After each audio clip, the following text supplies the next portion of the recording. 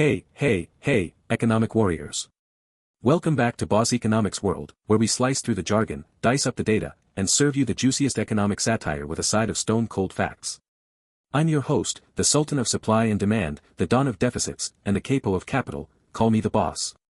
Today, we're diving headfirst into the transatlantic tariff tango between the EU and the US, starring none other than Donald Art of the Deal, Trump and Ursula Iron Lady von der Leyen. Buckle up, because this trade war drama is spicier than a Brexit negotiation at a curry house. Picture this, it's August 2025, and the world is on the edge of its seat as Ursula von der Leyen jets off to Scotland to meet Donald Trump, who's probably sipping a Diet Coke on a golf course while tweeting about making America great again. The stakes? A trade deal that could save the EU from a 30% tariff wall on its exports to the US, set to kick in on August 1, 2025. If they pull it off, the EU might dodge the bullet with a mere 15% tariff on most goods, plus some exemptions for fancy planes, generic meds, and a few bottles of scotch to keep the spirits high. But if they don't? Well, buckle up for a retaliatory tariff tsunami from the EU, targeting everything from Boeing jets to Kentucky bourbon. Oh, and let's not forget Trump's wild card, throwing migration into the mix, because why not? Now, folks, this isn't just a story about two leaders haggling over steel quotas or whiskey taxes. No, this is a masterclass in economic chaos, a textbook case of protectionism gone wild, and a glaring spotlight on the cracks in global trade. So, let's break it down, boss economic style, from the surface shenanigans to the deep, dark economic underbelly. And trust me, we've got the freshest data, the spiciest examples, and enough satire to make even the most stoic central banker crack a smile. First, let's talk about the surface-level drama. Trump, the self-proclaimed tariff titan, is back at it, slapping levies on everything from EU steel to semiconductors, all in the name of bringing back American manufacturing and funding his tax cut bonanza. Meanwhile, the EU is playing defense, trying to negotiate quotas and exemptions while secretly sharpening its own tariff swords for a counterattack. It's like a high-stakes poker game, except instead of chips, they're gambling with billions of dollars in trade and the livelihoods of millions of workers. But here's the kicker, folks, Trump's giving this deal a 50-50 chance, which, in Trump speak, means he's either going to claim a Yuga victory or blame the EU for being unfair and weak. And Ursula? She's walking a tightrope, trying to keep 27 EU member states happy while dodging Trump's curveballs, like his sudden obsession with European migration flows. I mean, come on, Don, stick to the tariffs, buddy. Migration's got nothing to do with steel quotas, unless you think German car parts are sneaking across the Atlantic in dinghies.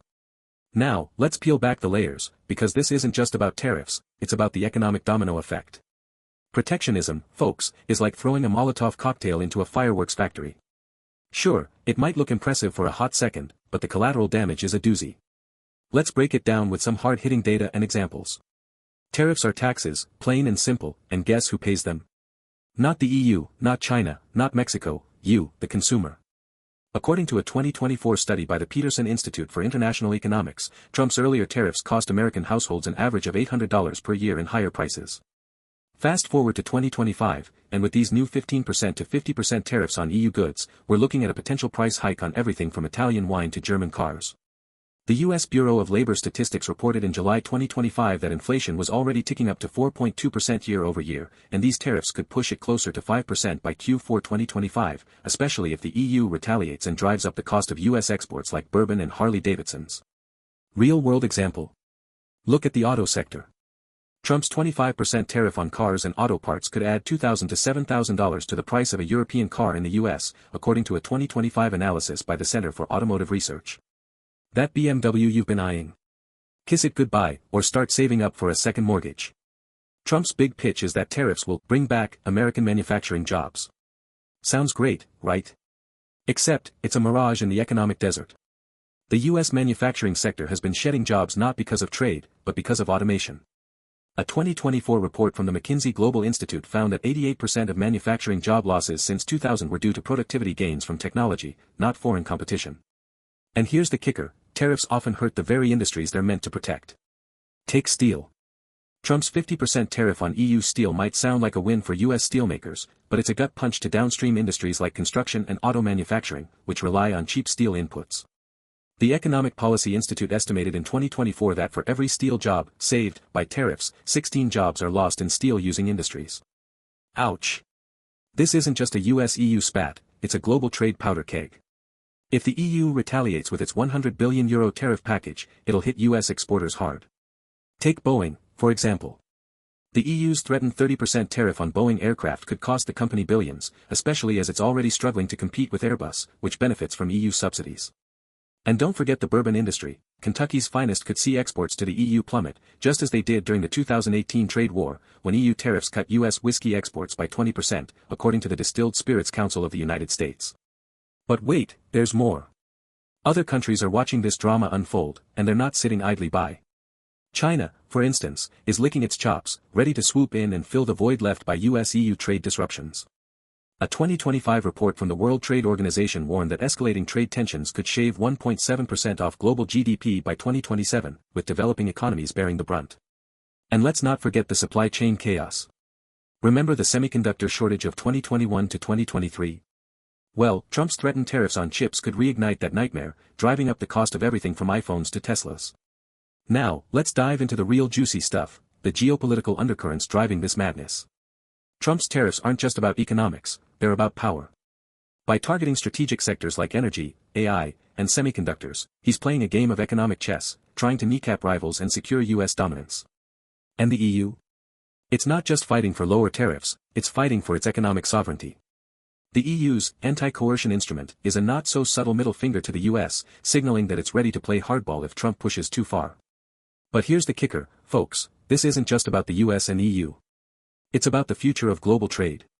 The WTO, already on life support after years of US obstructionism, could be dealt a death blow if this deal falls apart. A 2025 study by the International Monetary Fund warned that a full-blown US-EU trade war could fragment global trade into rival blocs, with the US, EU, and China each leading their own spheres of influence. Think of it as the economic equivalent of the Cold War, but instead of nukes, we're lobbing tariffs and export bans. And let's not forget Trump's wild card, migration. By linking trade talks to European migration flows, he's injecting geopolitics into an already volatile mix. Sure, it's a negotiating tactic, but it's also a dangerous precedent. What's next, tying tariffs to climate policies? Human rights? The mind boggles. So, what's the boss's verdict on this transatlantic tariff tango? Well, folks, it's a coin toss.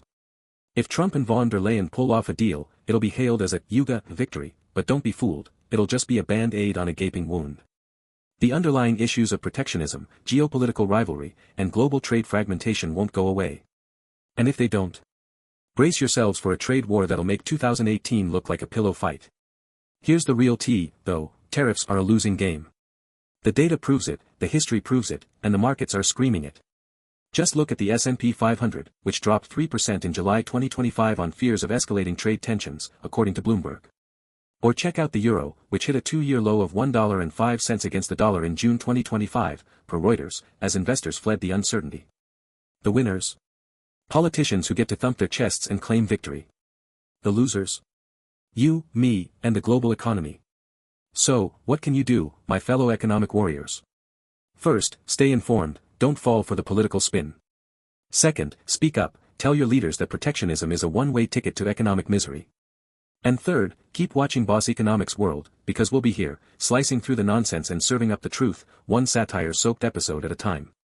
That's all for today, folks. Remember, in the world of economics, the only thing more inflated than Trump's ego is the price of a tariffed BMW.